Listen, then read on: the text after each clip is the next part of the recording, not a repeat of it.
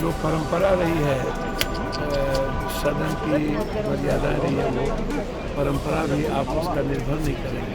तो मजबूत और सशक्त आवाज़ जब विपक्ष देश की है तो अपनी जिम्मेदारी तय करेगी। और मुझे लगता है कि ऐसी परिस्थितियों में देश एक नई मूल्यों की रक्षा के लिए एक सच्चाई के रास्ते बिना किसी पार्टी कार्यालय बनाए बिना नियमों गृह मंत्रालय से निर्देशित हुए लोकसभा इसके लिए आवश्यकता है दादा सोमनाथ जी जैसे व्यक्तियों का चयन और लोकतांत्रिक मूल्यों की रक्षा। लेकिन एनडीए के गठबंधन के सभी दलों ने समर्थन किया ओम बिरला का, उसके बाद बात बन नहीं पाई, क्या लगता है? मैं तो वही कहा। इस वक्त हमारे साथ हैं लोकसभा सांसद पप्पू यादव जी। सर पहले तो बहुत बहुत बधाई हो आपको। बहुत बहुत धन्यवाद उन ब्लेसिंग देने वालों के लिए, सब समाज और ख़ास तौर पर गरीबों। एक सवाल जो ये कि लोकसभा स्पीकर के चुनाव को लेकर कहीं ना कहीं बात फिर से अड़ गई है।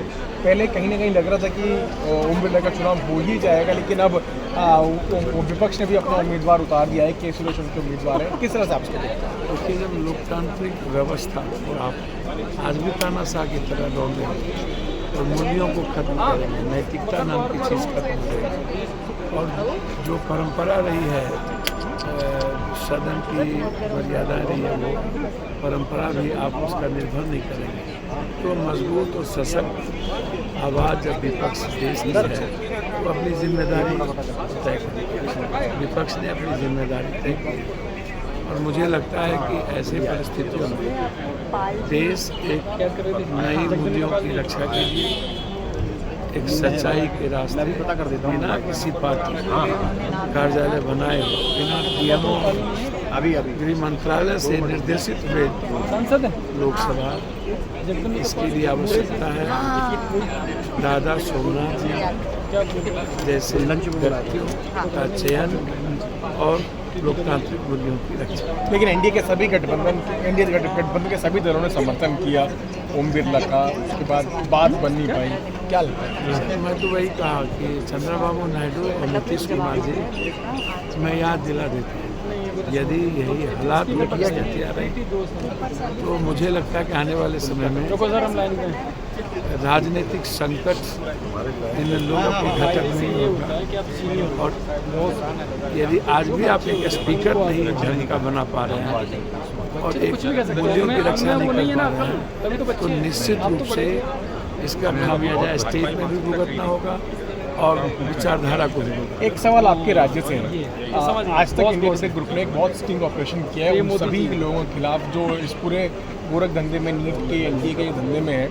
माफिया को खोल के हमने स्टिंग किया है। इसमें उन्होंने ये बताया कि जेल हो चाहे बेल हो, सीबीआई आती है, कुछ नहीं कर पाती है। खुलेआम वो लोग घूम रहे हैं। वो कह रहे हैं कि टारगेट उनका 725 या 200 करोड़ रुपए कमाने का टारगेट है। ये खुला खेल कैसे चल रहा है बिहार में? भैया मेरे कोई आज से चल रहा है।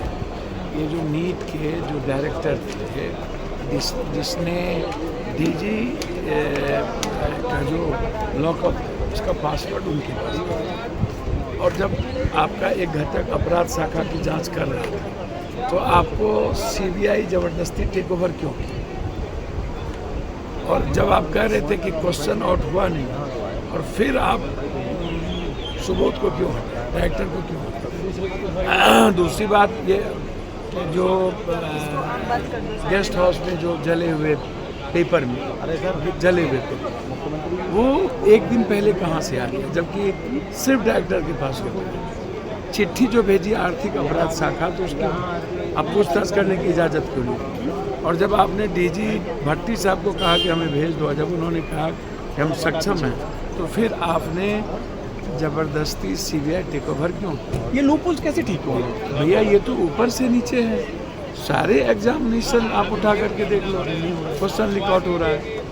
सारे एग्जामिनेशन के क्वेश्चन लीक आउट हो रहे हैं। क्यों? इस पर चर्चा क्यों नहीं है? इस पर बहस क्यों नहीं? इस पर बातें क्यों नहीं? आप इसको उठा करके देखो। और आप प्राइवेट एनजीओ के द्वारा कंडक्ट क्यों कर रहे हो? आप एक ऑटोनोमस चीज़ों को क्यों नहीं बनाते हो? ये सबसे इम्पोर्टेंट है। सर, मैडम से बात